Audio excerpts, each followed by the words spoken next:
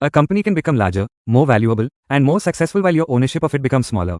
That is the paradox behind share dilution, and it is one of the most important things an investor can understand before judging whether a growing company is actually creating wealth per share.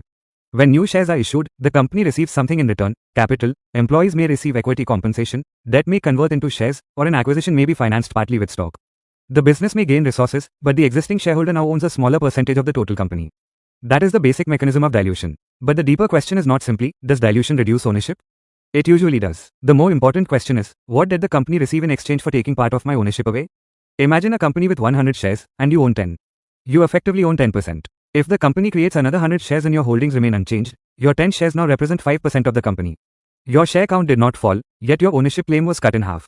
That sounds destructive, but the mathematics alone does not tell the whole story. If the company raises substantial capital and uses it to build a highly productive business, the total value of the company could rise enough to offset, or even outweigh, the reduction in ownership percentage. Dilution therefore becomes dangerous not because every new share is automatically bad, but because existing shareholders are surrendering part of the future in exchange for whatever the new capital is supposed to accomplish.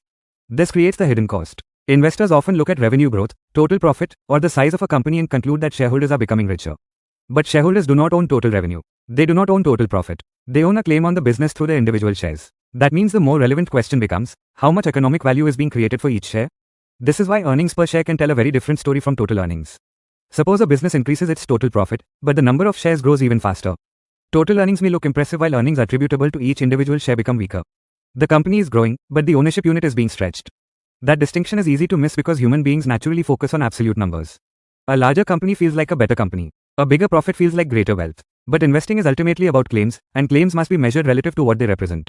This is also where employee stock compensation becomes important. Giving employees equity can align incentives because employees participate in the company's future value. But compensation paid through newly issued shares is not economically free. Existing shareholders may absorb part of that compensation through dilution. The same principle applies when companies repeatedly issue shares to fund operations.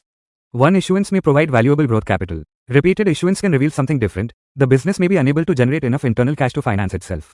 That creates a powerful financial question. Is the company using equity to accelerate wealth creation, or using equity to postpone the consequences of weak cash generation?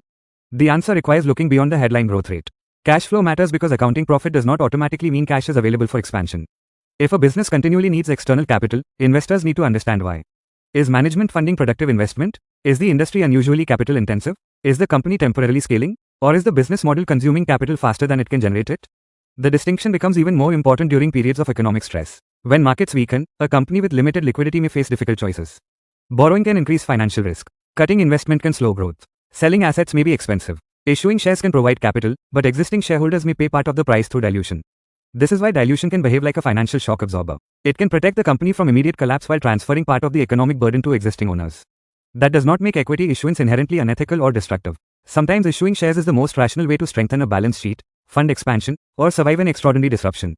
The real issue is whether the capital raised ultimately creates more value than the ownership surrendered to obtain it. And that leads to an even deeper contradiction. A company can report excellent growth and still produce disappointing per share economics. Why? Because growth has a denominator. If profit grows from 100 million to 200 million while the share count grows from 100 million shares to 300 million, total profit has doubled, but profit per share has fallen dramatically. The business became larger while the individual ownership unit became weaker. This is why sophisticated analysis separates company growth from shareholder growth. The first asks, is the business getting bigger? The second asks, is my economic claim on that business becoming more valuable? Technology makes this question increasingly important. Modern companies can scale rapidly with relatively little physical infrastructure, but they can also use equity extensively to compensate employees, acquire businesses, or finance expansion. Rapid growth can therefore make share count analysis more important, not less. Psychology adds another layer. Investors often fear visible losses more than invisible dilution. A falling share price is emotionally obvious. A slowly increasing share count is buried in financial statements. Yet dilution can quietly compound over years. That is why share dilution belongs to the same category of risks as inflation. The damage can be gradual enough that people notice it only after the purchasing power of the original claim has materially changed. History repeatedly shows that ownership structures matter because capital is never merely money. Capital determines who owns the future economic output of a business. And this is where the discipline associated with Lord Hanuman offers a powerful financial metaphor, not as a prediction, and not as investment advice, but as a way of thinking. Hanuman represents strength under control. His power is inseparable from discipline, humility, service, and devotion. Applied to investing, that mindset means refusing to be impressed merely by size, speed, or spectacle. It means examining the structure underneath the story. How many shares exist? How has that number changed? Why were new shares created? What did the company receive? Did the new capital strengthen productive capacity? Did earnings per share improve or weaken? Did cash flow improve? And most importantly, did existing shareholders receive enough additional economic value to justify the ownership they surrendered?